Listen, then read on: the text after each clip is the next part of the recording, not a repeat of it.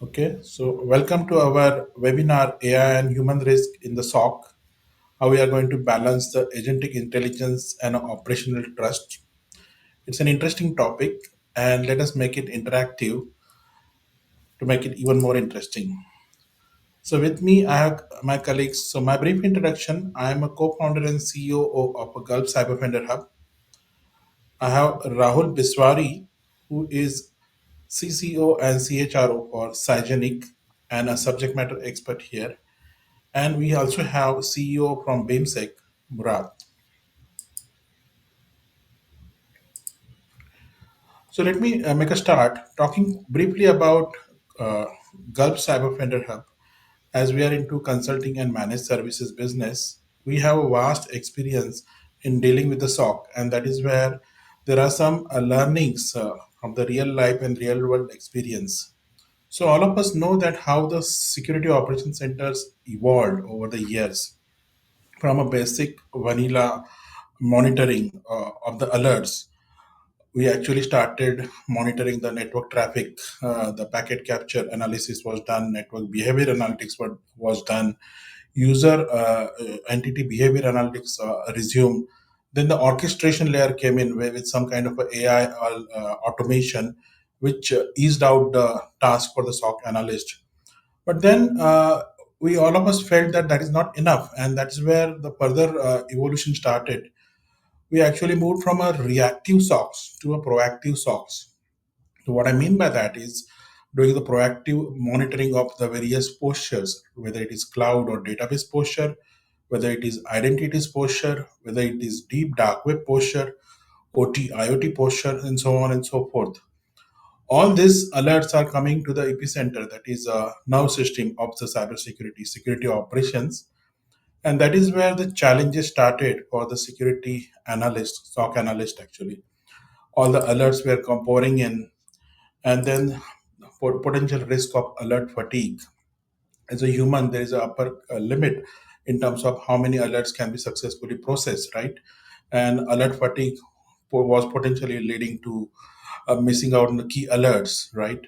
User behavior capabilities of the individual human beings or analyst to resolve was also something which was at risk because of this alert fatigue. And so all these challenges started pouring in. That's where the need was felt that we need to do something radically different. Over past 2.5 years, after a lot of thought through processes and evolutions, we have now adopted the AI powered security operations center in our regions, GCC regions in UAE as well as in Saudi. So the advantage for us of doing this is this alert fatigue, which is the problem number one, which is actually taken care with these AI powered technologies. We are actually talking about AI transparency and accountability. So while we are introducing AI and agentic AI into the equation, we need to ensure that we should have a auditable and explainable AI, and that is something which we have to embed into our day-to-day operation.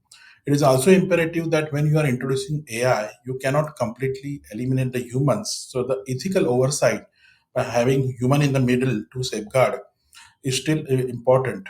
And that is where, if you see the way the security operations centers have evolved over the years, is to smartly embed this AI, agentic AI technologies to take care of mean time to detect, mean time to response, improve the overall touch time and cycle time of the incident, and bring in the operational efficiency, because keeping on adding those agents or analysts was never a solution.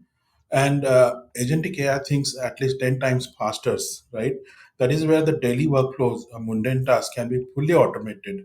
And the detection is also with precision, because AI systems are actually learned the large modules, LSM modules or large security modules are trained over past 18-24 months, so that they can actually take care of any kind of risk which are actually they can automatically mitigate.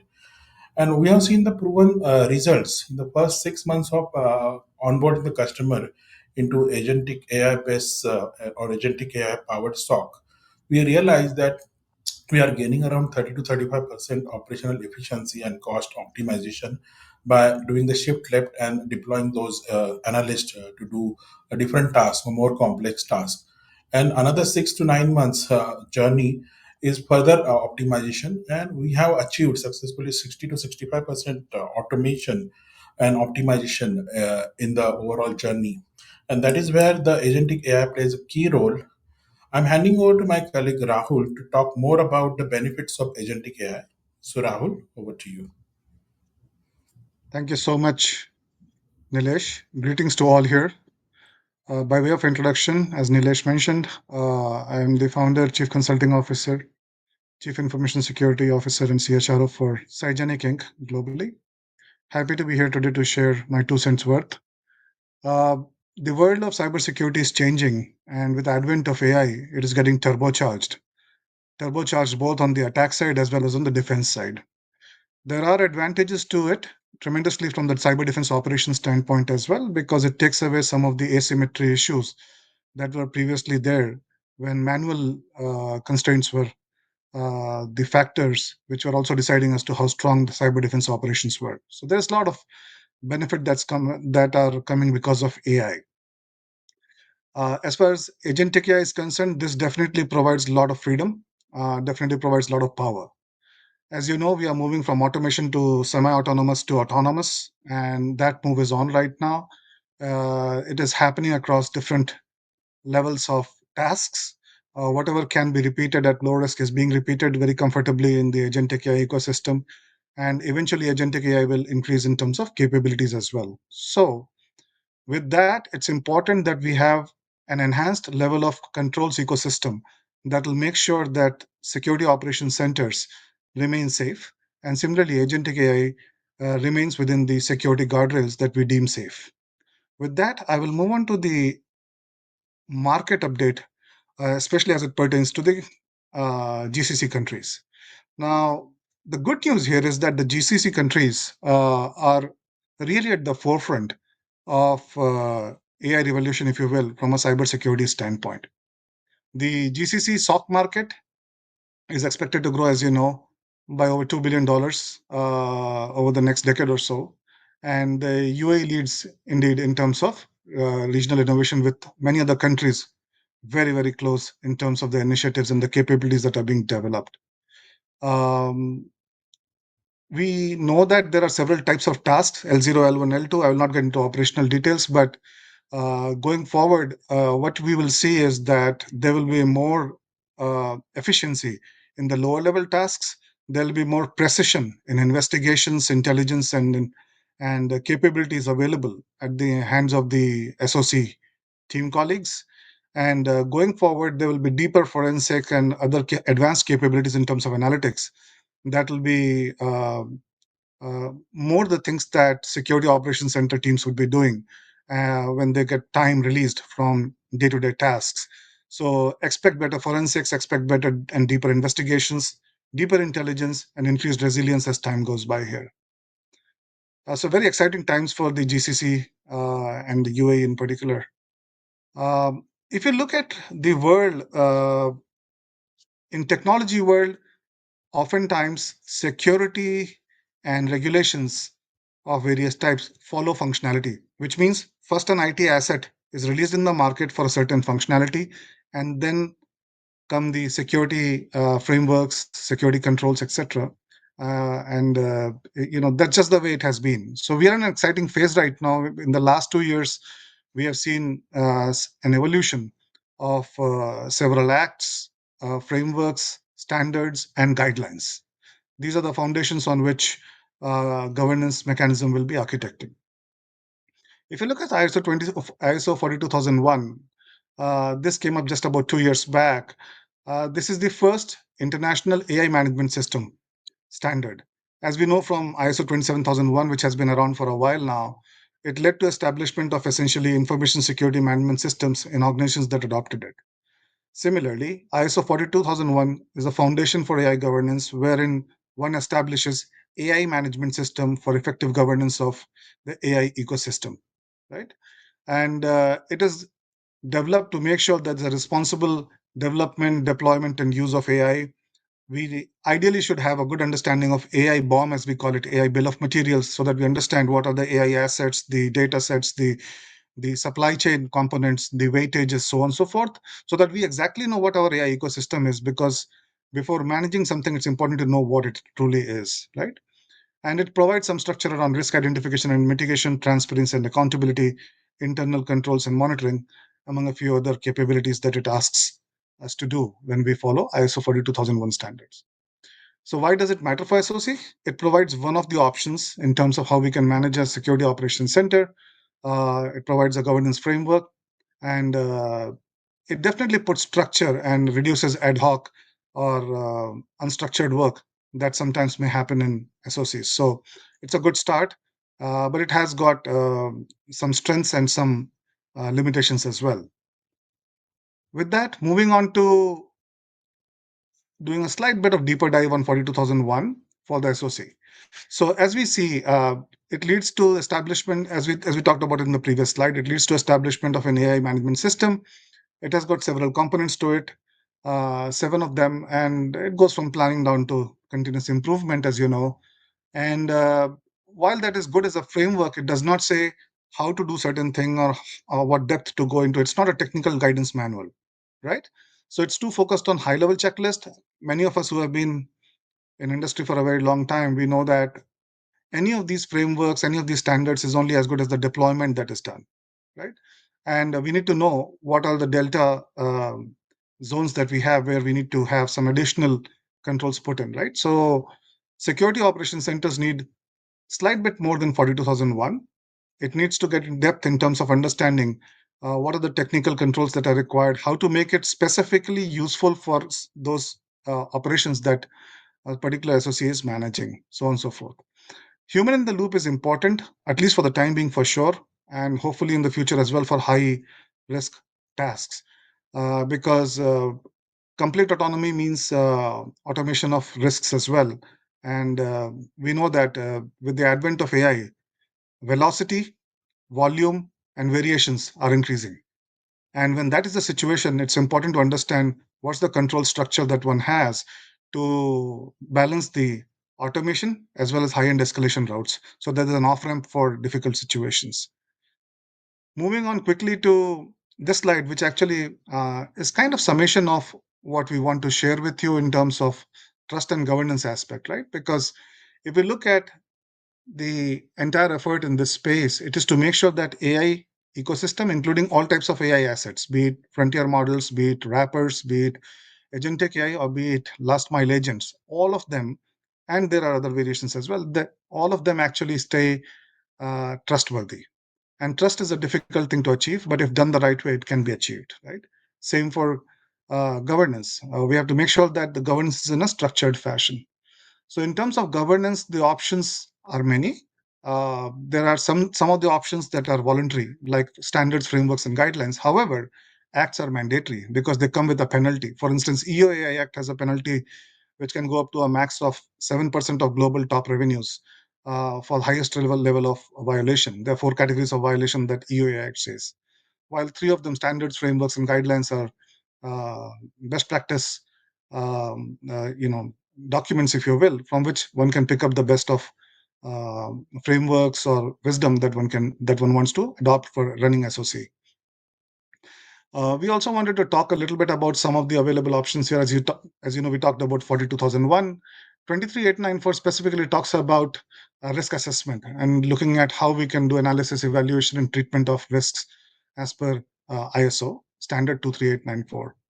NIST RMF largely talks about G and GMM, govern, map, measure, manage framework for AI risk management, and EOA takes a risk-based approach. EU says very clearly what is unacceptable down to four levels actually, and what is it that it's an outcome-centric, risk-centric act with clear penalties. And of course, ISO 27001 has been around for a long time, which plays a complementary role, just like some other standards we do. What I wanted to share today specifically was the REFITS acronym, which is essentially a simple mental model that I use, and I thought it could be of help to people because we talk about different aspects of AI that will make it trustworthy, but this kind of gives me a lot of comfort in terms of what REFITS means. R stands for reliable and robust. Reliable means it is supposed to do what it's supposed to do and will do well. Robust means it will be resilient and can work under pressure, under stress. E is for explainable. So whatever the AI does, we should be able to explain why it did what it did, right? Uh, F is for fairness, so that we don't see biases that are harmful in society or for different business purposes. A is for accountable, auditable, and providing assurance. AI assets should be accountable for what they do because they are a de facto for humans. And at some point in time, humans can't say that this was an AI that was doing, and therefore, so the creators of AI and the custodians of AI who are managing and running it will be responsible for it, and they need to be knowing how to keep AI accountable, auditable, and have an assurance model that provides comfort. Also, making sure that AI stays transparent, ethical, safe, and secure. So, if we take care of all these aspects as per the REFIT's acronym, an AI should be largely trustworthy. And if we adopt some of the leading frameworks that are discussed here, Act standards, frameworks, and guidelines, it should be able to help organizations as they become more trustworthy and have very strong governance for the AI ecosystems. With that, I will hand over to my colleague Murat here to take on with the human element in cybersecurity. Over to you, Murat. Thanks, Rahul. Thanks, Nilesh, for sharing insightful information. And good morning, afternoon, everyone. My name is Murat Guvenc. I am the managing director of BeamSec. So I would like to bring the discussion to another point. Even the most advanced AI-driven security operations centers, one fact remains constant. Almost all cyber attacks that succeed today do so because of human error, and human behavior is still one of the biggest risk factors in cybersecurity. Many breaches don't happen because a firewall failed or endpoint detection tool missed something. They mostly happen because someone clicked on a phishing link, reused a weak password, or sensitive information to a wrong recipient. That's why security awareness programs are essential. It equips employees with the tools, insights, and the real time guidance they need to confidently detect and respond to potential threats. And in many industries, awareness programs isn't just a best practice. Given the central role of human behavior, awareness trainings becomes a fundamental component of any data privacy compliance program and cybersecurity strategy, and a few of them Rahul already mentioned. As an example, ISO 2701 requires security awareness training, a part of its broader focus on ensuring that all personnel understand and adhere to the organization information security policies and the procedures. The European NIS2 directive mandates that organizations should implement comprehensive security measures, which include regular training and awareness programs. And last but not least, talk about in the GCC, Saudi Arabia's National Cybersecurity Authority's Guide to Essential Controls mandate a security awareness program to be developed and approved and regularly conducted. So if I go to the next slide, why security operations centers must measure human risk. Let's be honest, many security leaders treat training overall like a compliance checklist. The problem is that one-off approach in training doesn't change behavior. Learning, behavioral change looks a journey, like a continuous journey. And that leads to this critical question.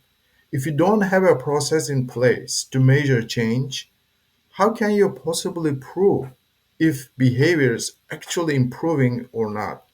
Imagine walking into your security operations center and seeing a humorous score dashboard like the one that I am presenting.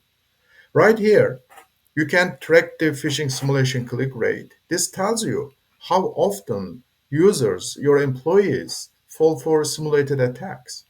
Another example, another matrix, the instant reporting rate, not just shows who's falling for attacks, it highlights the employees who are actively reporting threats. And this is a powerful indicator of a positive security culture that you want to impose. Over time, those metrics or many fit into this consolidated human risk score, as we call it. Think of this as a KPI for your human layer. With that, you can do benchmarking over time. And you can answer questions. Is your company's resilience improving quarter over quarter, year over year? Which departments, divisions, or JOs are at the highest risk in comparison to the other departments? Who needs extra targeted coaching? So this allows you to customize learning paths that actually addresses the specific gaps in your organization. As a summary, the goal is to stop treating human error as an unpredictable variable and start treating human risk like any other threat vectors in the Security Operations Center, something you can measure, track, and manage with precision. So that is what I want to cover today. So let me quickly check if there is any questions that pending for any presenters here. Feel free to basically use the chat pod to enter any questions you may have.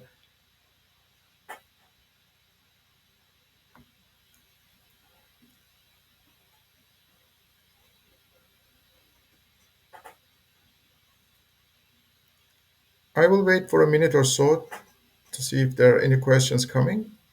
If not, we will wrap up the session for today.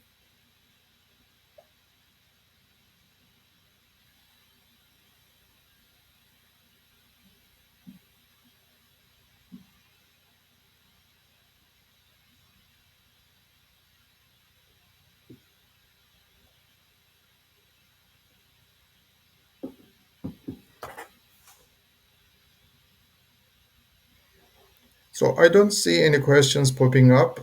So with that, I will wrap up the session for today. And I would like to thank you, Nilesh and Rahul, for your valuable time.